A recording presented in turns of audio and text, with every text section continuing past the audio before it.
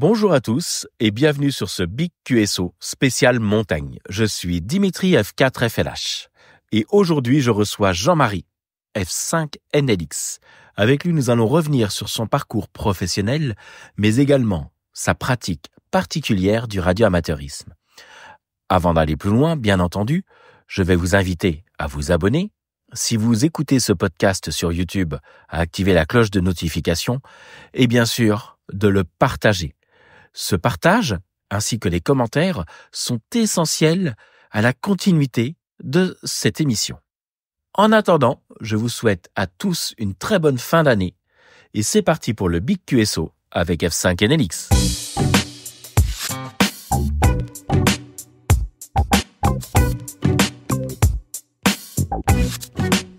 Salut Jean-Marie, j'espère que tu vas bien. Je te remercie déjà de participer à ce podcast. Alors, est-ce que tu pourrais déjà te présenter et dire un petit peu qui tu es et qu'est-ce que tu fais dans le milieu radio-amateur, mais également milieu professionnel, puisque tu as quand même un très beau cursus professionnel à ce niveau-là. Et bonjour à tout le monde. Oui, effectivement, j'ai commencé, donc, je m'appelle Jean-Marie, emploi indicatif F5 NLX, November Lima X-Ray. Et j'ai commencé de découvrir le monde des ondes courtes, c'était alors dans les années 68, tu vois. C'était un ami, François, avec un ami d'enfance d'école, qui m'avait fait connaître les ondes courtes en tant que, SWL, puisqu'il était aussi SWL. Ce monde merveilleux des ondes courtes où j'écoutais un petit peu, déjà les bandes radio amateurs et puis tout ce qui touche aux ondes courtes. Il y avait les radiodiffusions internationales, les bandes utilitaires, les stations horaires. C'était un monde vraiment assez complexe. Donc j'ai commencé à écouter dans les années 68, 69 sur un vieux récepteur de mes parents. Là, c'était un Philips Saturn, là, comme les anciens ont dû connaître, avec cette antenne boudin qu'on appelait en spirale, là, c'était un ressort qui était pendu et ça me permettait des fois d'aller il y avait une partie onde courte et capter quelques grandes stations radiodiffusion de l'époque. Les radioamateurs, c'est venu un peu plus tard quand j'ai pu avoir un petit récepteur avec mon copain, donc qui m'a fait découvrir ça, donc quand j'étais jeune, avant de partir à l'armée, donc fin 72, pour découvrir ce monde de radiotransmission également. Chez les militaires et puis plus particulièrement les troupes alpines, puisque je m'étais fixé comme but de faire de la radio, donc, et puis de m'orienter après dans les chasseurs alpins. Voilà un petit peu pour la petite histoire, avec une carrière militaire donc qui s'est déroulée de 72 à 2009, tout dans les troupes alpines et dans les transmissions. Voilà un petit peu pour l'introduction de mon cursus au niveau de la radio, aussi bien avant de rentrer à l'armée, dans le milieu professionnel. Oui, une belle et longue carrière militaire en plus. Une longue carrière, oui, puisque ça des années, je crois, 37 ans, et tout ça dans un petit périmètre, c'est le Savoie, Haute-Savoie, puisque j'ai eu la chance de servir à Annecy, à Bourg-Saint-Maurice, et à Chambéry plusieurs fois dans les différents bataillons de chasseurs alpins. Avec des stages à l'école militaire de haute montagne à Chamonix, tout ça, des stages de perfectionnement en montagne. Oui. Voilà un petit peu l'aventure, et puis des stages également à l'école des transmissions de l'armée de terre d'Agen, où là j'ai pu me perfectionner dans l'apprentissage de la C-double, des antennes, enfin puis toute la procédure radio-militaire, et puis etc. D'accord. Alors du coup, tu as commencé vraiment ta carrière radio en tant que SWL, mais qu'est-ce qui t'a poussé à entrer dans l'univers radio, plus particulièrement radio amateur ? Comment t'as découvert ça ? Parce que je suppose qu'en tournant un petit peu, au bout d'un moment, on va découvrir d'autres choses, mais les radioamateurs, comment ils sont venus à ta rencontre ou toi, tu as été à leur rencontre ? Si tu veux, moi, j'ai eu ce premier contact en 68 avec mon copain d'école, là, qui écoutait déjà les radioamateurs et qui m'avait fait découvrir un petit peu en me disant, tiens, écoute tel pays. C'est vrai que c'était une époque où la propagation avec un simple bout de fil, on pouvait capter de belles stations DX, contrairement à maintenant où c'est vrai que cette propagation qui varie avec tout un tas de parasites est complètement différente. Donc, j'avais connu ça avant de rentrer à l'armée en 72.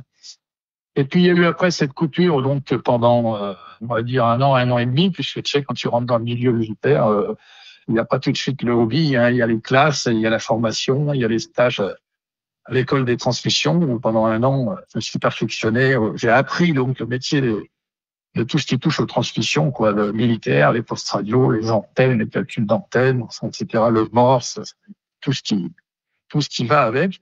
Et c'est bien après, quand j'ai quitté cette école de transmission, où après un amphi, si tu veux, on choisissait, suivant notre classement, les places. Moi, je visais plus particulièrement les chasseurs alpins, et j'ai eu la chance de choisir le 27e bataillon de chasseurs alpins à Bruncy.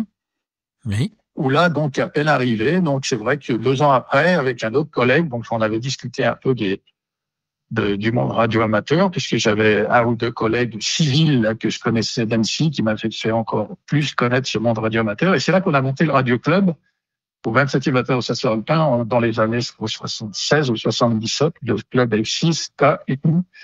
On était 2-3 à monter ce club. Et c'est là qu'a commencé vraiment la grande expérience avec les choix du DX et puis la télégraphie et puis tout ce monde merveilleux de radio amateur. Voilà un petit peu comment ça a démarré. Un peu quand j'ai fini mon école des tranches, je suis arrivé au bataillon chasseurs alpins. Oui. Puis on a monté ce club. D'accord.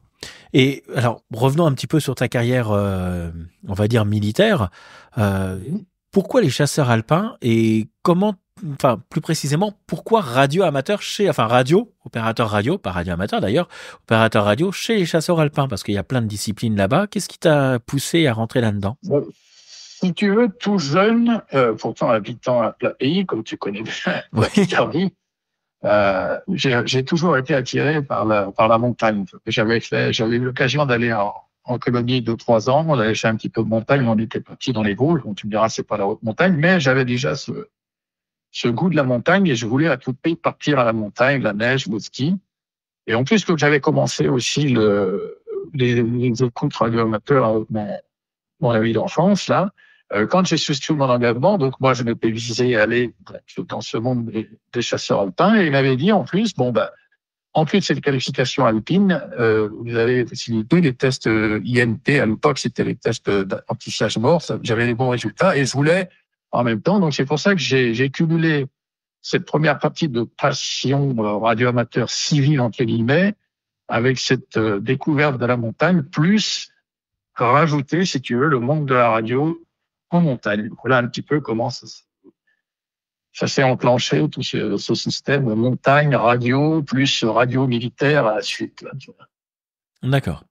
Et comment s'est passée ta formation? Parce que je suppose qu'on ne part pas du jour au lendemain comme ça en disant tiens, je suis opérateur radio militaire. Il y a tout un apprentissage. Si tu veux, moi je suis rentré, donc comme je te dis, en octobre 72 au 45e régiment des transmissions de Montélimar. Pendant 4 mois, j'ai fait une première formation, tu vois, ce qu'on appelle les classes, ceux qui faisaient leur service militaire, tout ça à l'époque. Bon, moi, j'étais en essai, j'avais pris un engagement de 3 ans. Donc, il y a eu toute cette première partie militaire à Montélimar, 4 mois. Et à l'issue de Montélimar, comme j'avais choisi cette branche transmission, je suis parti 1 an, donc tu vois, 1 an à l'école des transmissions d'Azin, où alors là, pendant 1 an, on faisait pratiquement que du technique. Tu vois ce que je veux dire? C'est là que on a approfondi les vitesses élevées en écoute télégraphie, la manipulation, et puis comme tout ce que je t'ai expliqué tout à l'heure, tout ce qui est matériel militaire, tout ce qui est procédure, antenne, enfin des propagations, etc. Donc pendant 1 an à l'école des transmissions d'Agen, et à la sortie, c'est là, suite à l'amphi, que, étant qualifié de transmission, avec les examens du premier degré, j'ai été donc affecté au 27e bataillon de chasseurs alpins d'Annecy, où a commencé cette carrière purement militaire, donc montagne, en étant formé radio, transmission. D'accord, ok. Et tes plus grands défis, on va dire techniques ou autres, est-ce que tu avais déjà un bagage un petit peu technique ou est-ce que tu as vraiment tout appris là-bas et puis même la préparation physique, parce que mine de rien, de passer des plats pays de la Picardie, on va dire, jusqu'aux montagnes, c'est un chemin quand même, là, c'est une vraie préparation.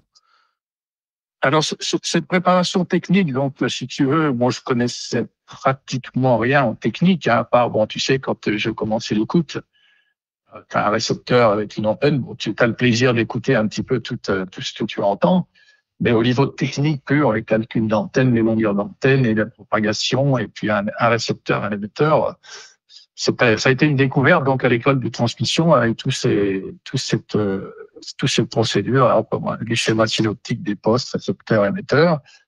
Et ça nous a fait tout découvrir. Maintenant, pour le sport, avec cette option troupe alpine, c'est vrai qu'avant de rentrer à l'armée, donc à 18 ans, pendant au moins 5-6 ans, j'étais déjà dans un club dans l'Oise où je faisais beaucoup de compétitions, des crosses, des courses, etc. Tu vois. Donc dans l'ensemble, j'étais pas trop mauvais, on va dire, sans se lancer les fleurs. Au niveau physique, c'est celui-là que ça m'a pas trop fait peur. Les chasseurs alpins, contrairement à certains collègues, quand je suis sorti de l'amphi à Agen, qui voulaient à tout éviter, tu vois, ça impressionne quand même un peu. C'est Oui. vrai que physiquement, j'avais un petit avantage et puis je voulais à tout prix cette montagne. Je me suis dit, avant tout, c'est pas un surnaturel. Non, bah oui, oui, effectivement, hein, il y a pas mal de préparation et puis bah si tu t'y prends bien, ça le fait bien. T'es monté à quelle altitude justement au maximum? T'as déjà regardé ou pas encore? Ah ben si tu veux, en étant dans les troupes alpines, bon, on avait l'occasion de faire toute cette partie purement milli en montagne, tu vois, tout ce qui est technique, on va dire combat en montagne, etc. Et puis on avait aussi en été des préparations, on va dire, de montagne entre guillemets plaisir, tu sais, où on Oui. allait en camp d'été et puis pendant une semaine, on se faisait comme dans la Valoise plusieurs sommets. Donc j'ai fait le Mont Blanc du Tacu. C'est vrai que tout le bassin de Chamonix et puis le parc de la Vanoise, bon, j'ai quand même fait pas mal de sommets de plus de 3000, etc. Voire même le Mont Blanc du Tacu, la 4000, quand tout le monde connaît à peu près l'altitude du Mont Blanc. À peu Voilà près. un petit peu cette partie technique montagne. Ok. Et du coup, t'as vécu plein de petites choses là-dedans, hein. Je suppose que ça devait être relativement, alors admirable niveau vue et puis aventure humaine aussi. Mais est-ce que t'as quelque chose qui t'a vraiment marqué ou plusieurs événements que tu gardes vraiment un très bon souvenir ou qui t'ont vraiment marqué à ce niveau-là? Bah, si tu veux, ouais, il y a plusieurs souvenirs. Bon, on avait surtout cette partie où on avait des moments, on va dire, on profitait vraiment purement de la montagne, comme quelqu'un qui profite de la montagne, qui va en vacances, qui fait de la montagne. Tu vois, on avait des parties, on faisait des courses techniques, on faisait des belles courses en montagne pour le plaisir. Après, il y avait cette phase technique, parce que bon, l'armée, c'est pas forcément, tu vois, faire de montagne. Donc, on avait une partie assez technique de préparation, bon, estivale, mais surtout hivernale, quoi, parce que quand on parle de chasseur alpin, bon, c'est surtout la partie hivernale où on avait quand même des hivers de préparation technique en style randonnée avec le pot de phoque et puis des nuits sous igloo et puis des parcours en autonomie pendant 3 jours avec des nuits sous igloo, des phases de tir, des épreuves de secourisme, recherche en avalance, tu vois. Ouais. Toute cette partie purement technique qu'il a fallu acquérir pendant des années et qui servait et qui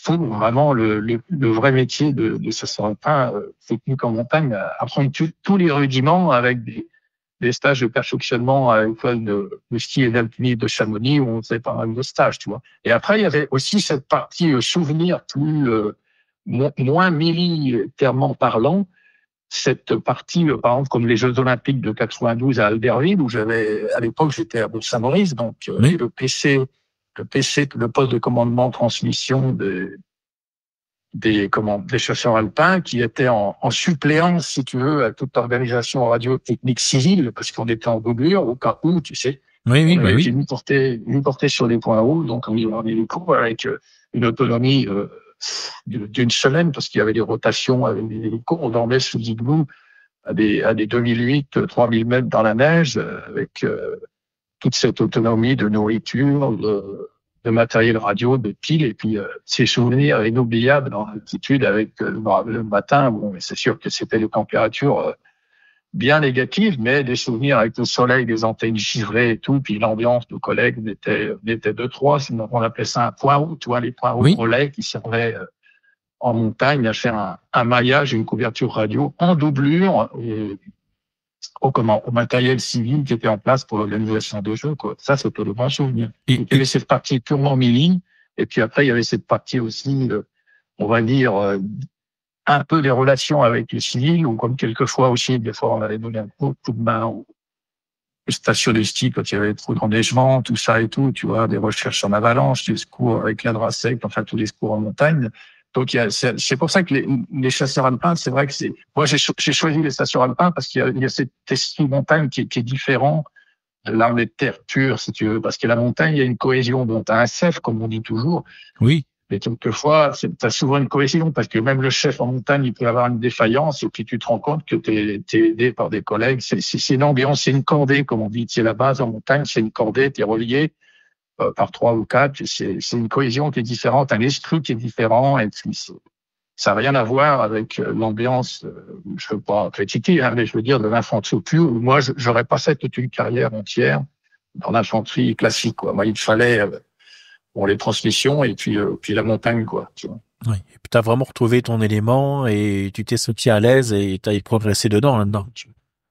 Trouver cet élément de montagne, de physique et puis de transmission, de radio, avec des expériences aussi bien purement mili que aide aux populations civiles. Et quelquefois, tu vois, la neige tombait trop vite au mois de novembre. Il y avait encore des moutons dans les parcs avec la neige et tout. On allait donner un coup de main aux paysans pour faire descendre des alpages. Enfin, tu vois, c'est tous ces petits détails comme ça de la vie qui fait en sorte que ça restait mili, mais avec des débordements un peu plus civils que tu retrouves pas forcément dans d'autres unités, quoi. C'est pas pareil. Après, chaque unité a ses avantages aussi inconvénients, mais moi, je voyais sur tout ça, la montagne, la cohésion, un esprit différent, et puis, plus haut, on disait. Ouais, tout à fait. Et ben tiens, justement, en parlant d'auteur, appréhender la radio au niveau, on va dire, dans un milieu plat, on va dire, comme en Picardie ou autre, et arriver en montagne, les conditions sont complètement différentes, les réflexions sont différentes aussi.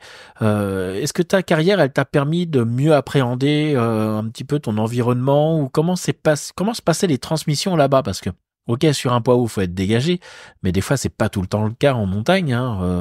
Quand on est entouré, le poids haut n'est plus si haut. J'exercice de 5-6 jours avec différents bataillons de chasseurs alpins et puis le poste de commandement du général de la brigade.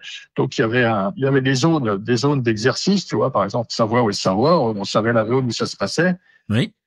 Avant, on faisait un peu des reconnaissances parce qu'on s'était dit, tiens, si tel bataillon, il est dans telle vallée, pour avoir la liaison avec l'état-major, qui est dans une vallée, donc il fallait que le bataillon lui-même prenne l'initiative de mettre en place des fois des points hauts relais, tu vois ce que je veux dire, parce que à l'époque, on travaillait avec des fréquences entre 26 et 71 mégas en modulation de fréquence, tu vois. Donc, oui. Surtout qu'il y avait un masque, ça y est, il y avait pas la liaison. Donc, il fallait faire en sorte de trouver des emplacements relais ou de façon à jouer avec la montagne qu'on retrouve pas en plaine, si tu veux. C'est vrai que le maillage radio en montagne, c'est assez compliqué par rapport aux transmissions en plaine, hein. Il fallait vraiment, alors c'est pour ça que des fois on partait, la section transmission, je faisais partie du bataillon. Quelquefois, on était héliporté pour une nuit ou 2 jours à un point haut, tu vois, ce qui nous servait de relais avec notre bataillon, et puis faire la liaison également avec l'état-major. Et puis après, 36 heures après, on descendait, les mouvements de manœuvre continuaient. Bon, si ça passait bien, ça passait bien. Sinon, il fallait rejouer à nouveau une phase un peu fallait toujours qu'on ait la liaison, tu vois. C'est pas le général qui cherchait la liaison vers le bataillon, c'est nous, le bataillon, qui devait chercher à tout prix aller vers l'état-major, quoi. Ce qui fait que c'est assez technique, hein. C'est vrai qu'en montagne, c'est pas évident, hein. C'est pas évident, surtout, on avait en doublure les postes à chef, quoi. Mais bon, c'était en télégraphie, mais bon, c'est vrai que les manœuvres en télégraphie, bon, ça va tellement vite qu'on s'en servait en doublure quand vraiment, on n'avait pas d'autres possibilités. Et d'ailleurs, en parlant de ça, le matériel que tu utilisais, parce qu'il y a t'as une belle carrière dessus, et du coup, comment as-tu vu l'évolution, comment s'est passée l'évolution du matériel radio de la transmission militaire, quoi, déjà? Si tu veux, dans tous les domaines, moi, quand je suis rentré en 72, on avait encore le bataillon, quand je suis arrivé, moi, après, en 74, après mon année de transmission. Je suis arrivé au 27e DCA, tu vois, en janvier 74. Bon, ça paraît récent, mais c'est assez ancien aussi. On avait encore tous les postes de l'armée américaine, hein. Moi, j'ai fait de la télégraphie à chef, tout avec la NGRC 9, je sais pas si tu connais. Et il y avait les ANPRC-10, TRPP-8, etc., qui étaient au niveau du débarquement des anciens modèles. Hein. On a traîné pendant pas mal d'années ce vieux matériel, hein, qui n'était pas évident. Hein. La NPRC-10, avec sa pile là, qui devait faire 400 kilos. Après, si tu veux, dans les années 170, on a commencé à avoir du matériel un peu plus sophistiqué, on va dire la série des TRPP-13, etc., avec des bonnes antennes. Et puis après, ça a évolué. Moi, quand je suis parti en 2009, tu vois, 2008-2009, bon, après, on avait quand même des postes à évasion de fréquence, tu vois, au HF, il y avait des synchros à faire, et puis le poste, il sautait plusieurs fois à la seconde, ce qui fait que ça passait de fréquence en fréquence à une vitesse, et c'était inaudible. Quelqu'un qui n'avait pas synchronisé avec nous ne pouvait pas écouter, tu vois. Il y a eu une évolution entre le matériel de 40, c'est-à-dire le C9, la NPRC-10 américain, la série des 13, et puis après, moi, quand je suis parti, le matériel Thomson assez sophistiqué. Puis là, maintenant, bon, j'ai un petit peu quitté le milieu, mais quand je vois sur certains reportages, ça vient d'évoluer, hein, du bon matériel. Oui, et puis l'évolution des communications, ça a changé complètement. Complètement changé, ça c'est sûr. En poids, tu as déjà calculé à peu près, parce que de mémoire, je crois qu'en plus de ton pactage à toi de soldat, tu avais le pactage militaire, du coup. Enfin, le pactage radio, je veux dire. En montagne comme ça, en autonomie, bon, il y avait les contrôles opérationnels qu'on appelait en fin d'hiver, tu vois, chaque bataillon avait ses contrôles où il fallait partir, fallait faire deux nuits sous igloo dans un circuit, je me rappelle, c'était souvent la vallée de la Tinée, là, dans les Hautes-Alpes et puis la vallée de Modane. On partait comme ça 3 jours en autonomie complète, donc 2 nuits sur le terrain en igloo, tu vois. Donc il fallait amener non seulement quelques vêtements chauds, le duvet, etc. Il y avait l'armement, il y avait la bouffe pour 3 jours. Et puis il y avait aussi celui qui était radio, il y avait le poste radio, il y avait tout ça. Donc si tu veux, c'était des sacs qui étaient, on va dire, plus de 27, 28 kilos, 30 kilos. Hein. D'accord. Ah, okay. Ah oui, c'était assez physique. Quand il faisait beau, on était content, mais quand on rencontrait des conditions météo, je me rappelle souvent, on passe sur le col de Nevache, qui était à 3000 mètres, et ben, ils avaient équipé avec une corde, des fois tellement il y avait du vent, et on passait pratiquement accroupi, tellement ça soufflait et tout. Hein. Je te dis pas, quoi. C'est des souvenirs. C'est très fort qu'ils sont restés en feu. Hein.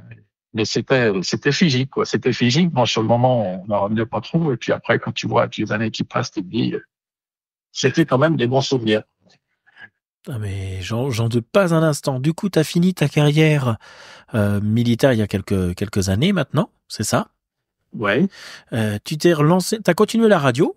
Donc là, uniquement, tu as continué la radio en militaire, enfin en amateur, je veux dire, et plus particulièrement en portable, et tu as gardé cette passion de la montagne, puisque tu actives beaucoup de SOTA, hein, c'est bien ça?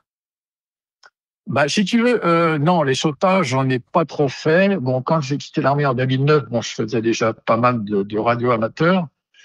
Quand j'ai quitté en 2009, donc j'ai continué à faire des activations parce que j'ai toujours été passionné, si tu veux, on va dire, entre guillemets, par les vieilles pierres, tu vois, les vieux moulins, les vieux châteaux, etc. Donc, et puis, en ayant passé, si tu veux, 37 ans à la montagne, dehors au grand air, bon, j'ai jamais eu trop l'occasion d'avoir une station. J'ai eu quelques années une station radio amateur à la maison. Oui. Quelques populations comme ça avec une antenne sur le toit. Mais j'avais envie de bouger, d'aller dehors. Plus cette passion, si tu veux, les vieilles pierres, les châteaux. Bon, plus là maintenant le programme nature, tu sais, les flora fauna et tout. Donc c'est ça qui m'a poussé un petit peu à bouger, aller au grand air et puis me rapprocher un peu des châteaux et tout. Mais des sautas, comme j'ai dit souvent à certains collègues, j'en ai fait des sautas dans des conditions mini et il n'y avait pas encore le programme des diplômes SOTA à l'époque, j'ai laissé un petit peu tomber les SOTA, surtout que bon, maintenant, on va dire à 70 ans, tu veux, je me rabatte un peu plus sur la plaine, je lâche un peu les brides physiquement. Oui, c'est logique. Mais alors du coup, t'as une petite station ou une grosse station chez toi ou plus du tout, tu fais que du portable? Non, j'ai jamais eu de grosses stations, c'est comme des fois on voit, là, il y a certains qui sont équipés. Non, moi j'ai toujours eu des stations, des petites stations. J'ai eu un ST747, après j'ai eu la série des TS50 et un 891, tu vois, de Yeto, là. Et quand j'étais en Savoie, j'avais mis une antenne dipôle sur le toit, c'était un toit plat, donc ça allait et tout. Donc, il y a quelques QTAs que j'ai fait suivant mes affectations midi, où j'avais une petite station à la maison, mais ça restait simple, hein. C'était un TS50 ou un 891 avec une antenne sur le toit, ou même des fois sur le balcon, tu vois. J'essayais de recoller les antennes sur le balcon. Et c'est pour ça qu'en portable, donc, j'ai continué avec cette petite série là des petits postes qu'on fait maintenant avec des petites antennes filaires et puis une batterie auxiliaire en plus, sans prendre sur la voiture parce que j'ai pas envie d'être surpris quelquefois.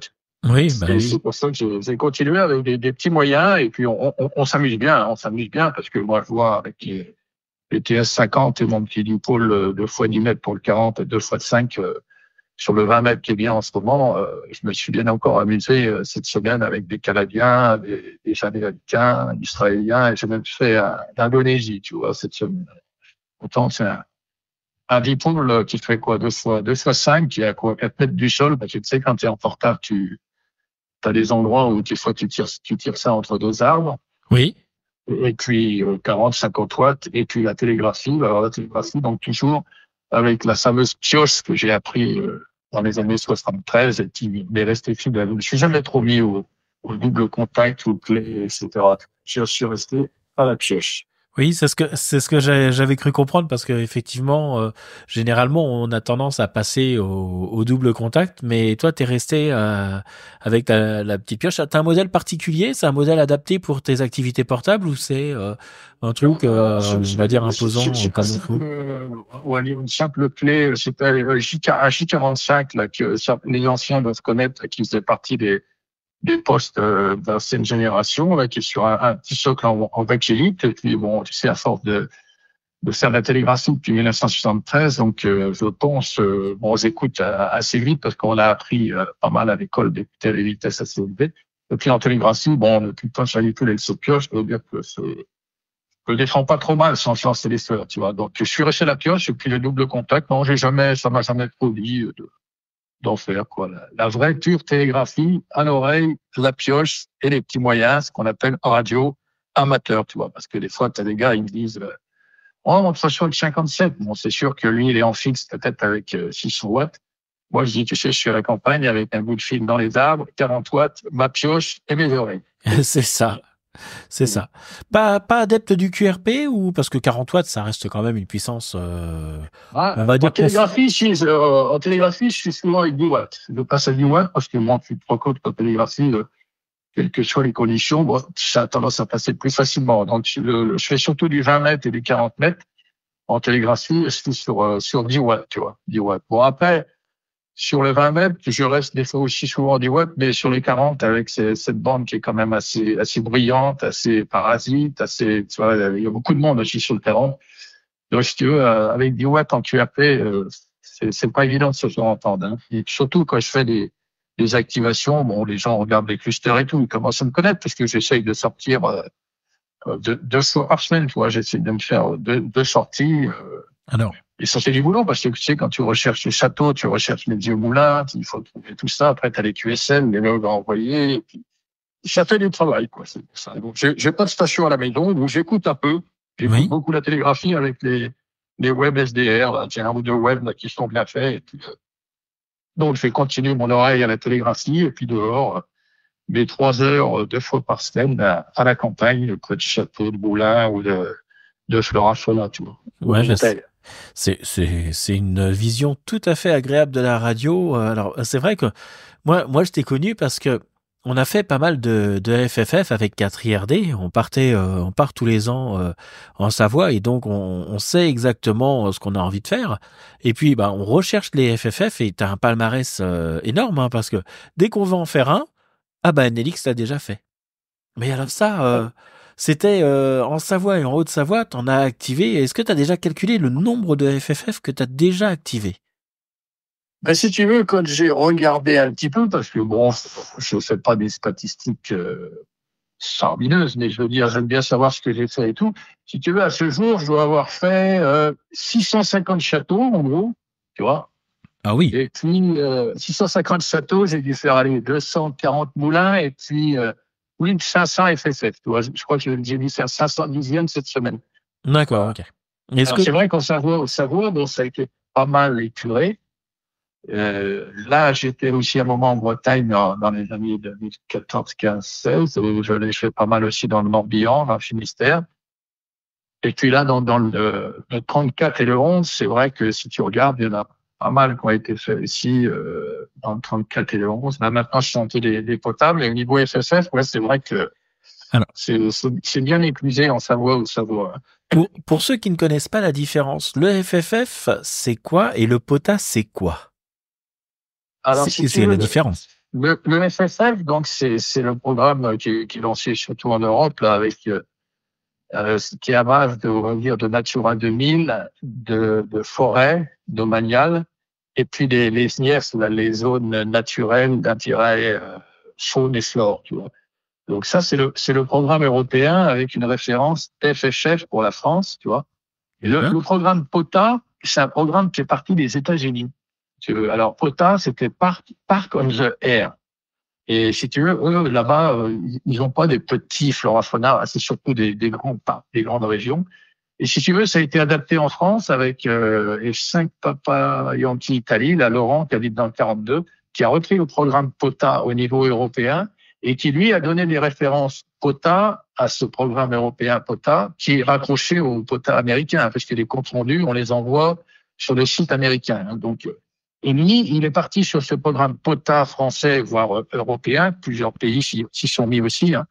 Et pour le programme français, ça concerne, si tu veux, pour l'instant, les parcs régionaux, les parcs nationaux et les Natura 2000. Voilà, il en est resté à ça. Tu vois, il n'a pas pris en compte les forêts parce que pour l'instant, il n'a pas pris en compte les SNIEF, etc., ou le Conservatoire du littoral.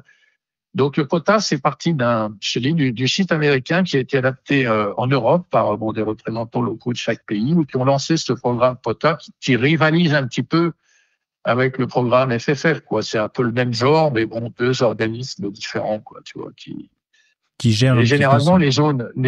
les zones qui sont classées FFF, donc c'est les zones officielles hein, par le site, l'inventaire naturel du patrimoine en France. Là, tu les retrouves dans les zones, mais avec un numéro POTA. C'est les mêmes zones, mais avec un numéro POTA, quoi. Puisqu'une zone Natura 2000 restera toujours Natura 2000, qu'elle Oui. soit FFF ou POTA, quoi. C'est tout simplement ça la différence entre. D'accord, ok. Bah justement, est-ce que lorsque tu pars activer, est-ce que tu essayes de faire une activation où tu t'es dit, bah tiens, aujourd'hui, je vais faire qu'un seul FFF, tu pars pour plusieurs activités, c'est-à-dire que tu pars sur plusieurs sites différents, ou tu essayes de cumuler un endroit où il va y avoir une référence château, FFF ou autre? Alors, si tu veux, moi, je me base, quand je pars comme ça, donc j'essaie de rester à un emplacement, soit pour la matinée, en été, tu vois, avant qu'il fasse trop chaud. Et là, en hiver, je retourne un peu je vais l'après-midi. Mais je pars pour 3 heures. Généralement, je reste 3 heures sur une activation. D'accord. Et actuellement, je pars parce que le FFF, ça attire beaucoup de radioamateurs. Bon, les châteaux aussi, mais le FFF, c'est assez. Alors, si tu veux, je me base du site Géoportail. Je sais pas si tu connais. Oui. Géoportail où on peut retrouver toutes les zones Natura 2000, SNIEF, littoral et tout. Et je regarde sur la carte de la région ce que ça couvre, par exemple, telle zone. Et dedans, s'il y a un château ou un moulin, souvent, tu trouves dans les zones FFS, là, ou à 500 mètres, un château, un moulin. Quand il y en a un, je l'active, et quand il n'y en a pas, il reste que la zone FSS. Tu vois, en bordure de la mer, il y a beaucoup de flora fauna, mais tu trouves un monde de châteaux en bord de mer. Donc, ça reste Oui. simplement la zone flora fauna. Mais sinon, j'essaye de cumuler c'est pas toujours évident, des flora fauna avec un château, voire un moulin, puisqu'il faut essayer aussi de respecter les distances, comme ils disent, de 500 mètres ou 600 mètres par rapport au point où tu es mets. Ok. D'accord. Et là, à l'heure actuelle, tu utilises quoi comme matériel pour activer tout ça? Parce que c'est du matériel léger, transportable, et principalement, alors c'est une activité où tu peux être effectivement te baser en voiture et avoir ta batterie auxiliaire et trafiquer comme ça, mais est-ce que tu vas te déplacer un petit peu? Est-ce que tu essaies de trouver un autre point que juste avec ta voiture? Si tu veux, je regarde aussi avec quand je regarde déjà avec Géoportail, ça nous donne déjà pas mal d'itinéraires. C'est des cartes détaillées, un petit peu comme les cartes d'état-major. Hein. Et je regarde Google Earth aussi. Tu sais, Google Earth, où on peut déplacer un petit bonhomme qui permet d'aller localement sur tel endroit. Alors, j'essaye de repérer des emplacements comme ça avec des chemins ou des parkings ou des chemins en forêt ou des choses comme ça. Et en fonction de ça, bon, ben, je repère l'emplacement où je peux aller. Bon, quelquefois, tu es surpris parce que Google Earth, si tu veux, tu as un décalage entre la mise à jour et le moment où tu vas. Tu vois, une fois, je l'ai repéré sur Google Earth, c'est un endroit en forêt. Et puis, quand je suis arrivé sur place, pouf, il y avait une barrière avec un cadenas, tu vois, maintenant, parce que la forêt était protégée, ils voulaient éviter que les voitures passent. Mais généralement, je repère un peu à l'avance des endroits avec Google Earth qui est bien détaillé.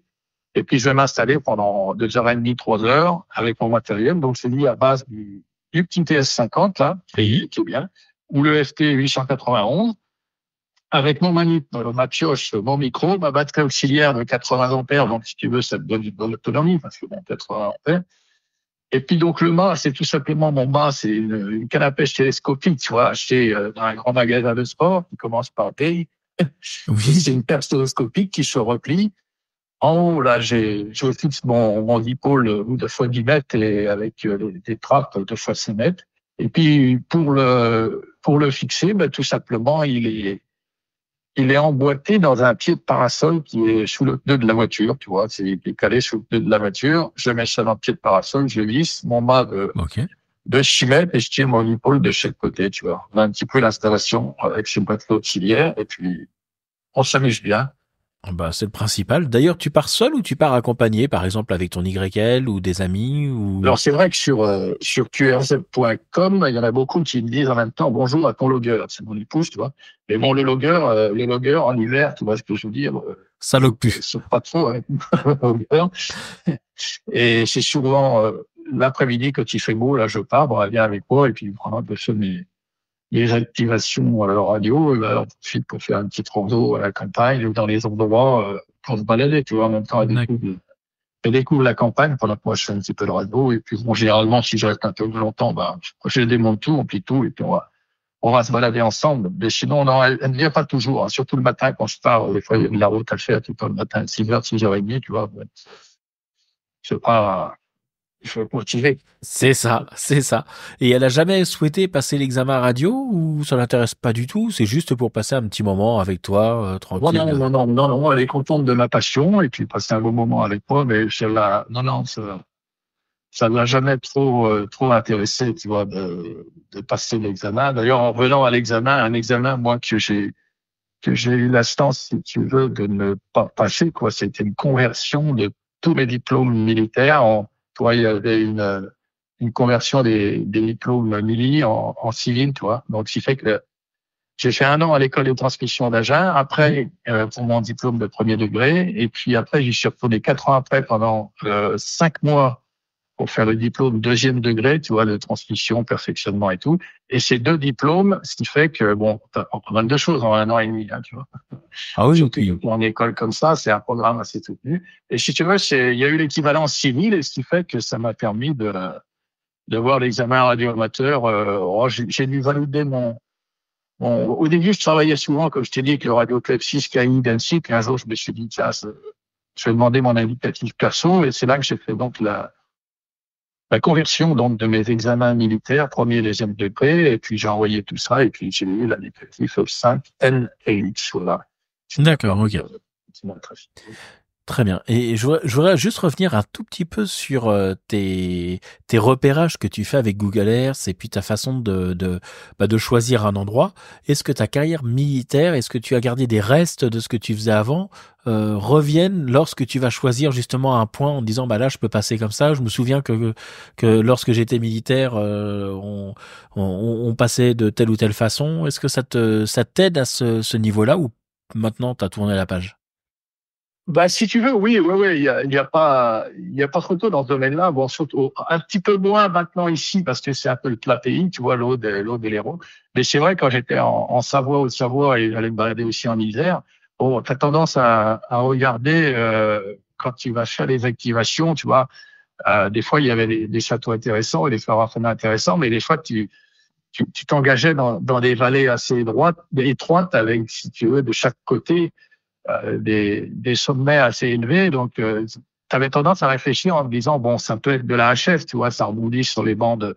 Mais bon, c'est pas toujours évident que ça, même si quand c'est de la HF, t'essayes quand même de tirer un peu des conclusions de tous ces exercices qu'on a pu faire au niveau militaire, en trouvant des points assez dégagés, tout en respectant les conditions des diplômes, tu vois, pas être trop éloigné du château, être dans la zone du flora fauna, etc.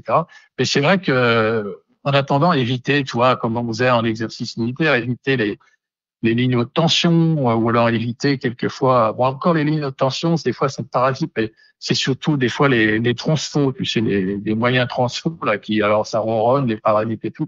Tu vois, t'essayes de voir un peu autour avant de t'installer. Donc, il y a quand même quelques restes un petit peu de ces 37 ans passés avec le grand béret. C'est ça.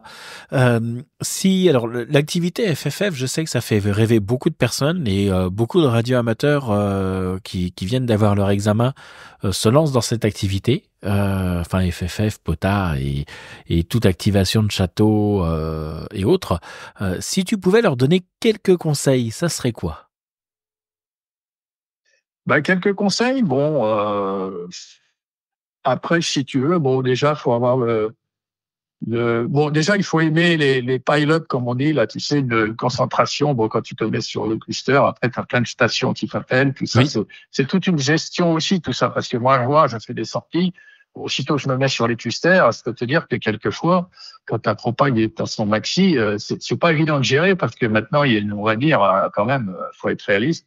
Il y a quand même une petite indiscipline sur les bandes qui facilite pas trop et celui qui passe avec des hautes puissances. Donc, si tu veux, il y a quand même une partie écoute à gérer tout ça. Sinon, avec du matériel simple, hein, les gens, c'est vrai que ça leur fait peur. Moi, je te dis, je suis resté sur une installation vraiment basique, tu vois, une canne à pêche télescopique que tu emboîtes et tu visses avec un pied de parasol de coincé sous le pneu, un petit TS50, une pioche et puis une batterie auxiliaire, un petit dipôle 2x10, 2x5, et puis, tu vois, ça reste assez, tu peux bien t'amuser, hein, ça c'est sûr.